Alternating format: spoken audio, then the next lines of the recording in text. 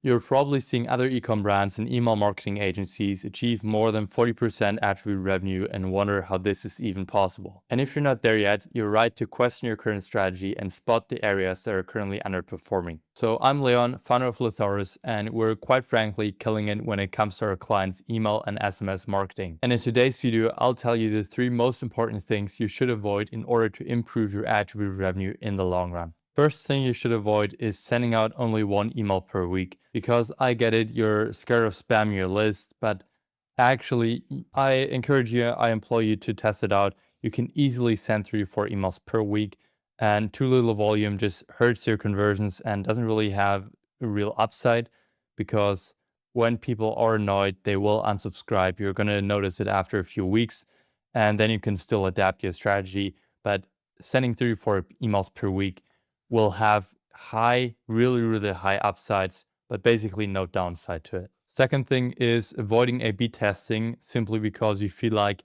you don't know how to do it and you don't really have a real strategy.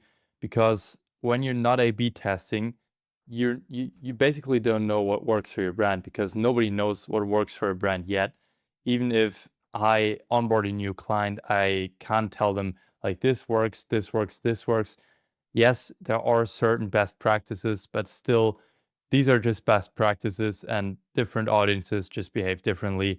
So you need to test it first, and most brands actually avoid it and tell themselves that their metrics are good how they are, but most of the time they're not ideal, and you can always A/B test them. If you feel like, all right, I might need to A/B test, I might not need to start doing this, but you don't really have a structure for that, you can just click the link in my free resources down below, where you can basically access all the A/B testing templates and tracking systems that we use at our own agency to track our clients' A/B tests. And it's really not that hard. It's really not that complicated. You just need to track them, just write them down somewhere, and you will be good to go most of the time. And the third thing, which I see a lot of times actually, is an unoptimized pop-up. So to give you an example, let's say you're a 7-figure brand and your pop-up subscribe rate is at 7%. If we were to just increase it to around 10%, or maybe even only 9%, this would be 2 to 3% increase, but it would actually equal hundreds, if not thousands of people more that join your email list every single month. So it's really important to get those percents up, because the difference is just insane.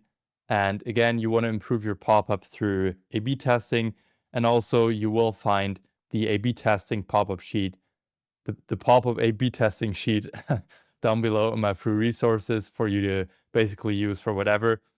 And one last thing, basically, I recommend you use Alia. It is a pop-up tool that integrates with Shopify, and it is kind of expensive in the beginning, especially. It costs a few $100 per month, but actually it is worth it if you use it properly.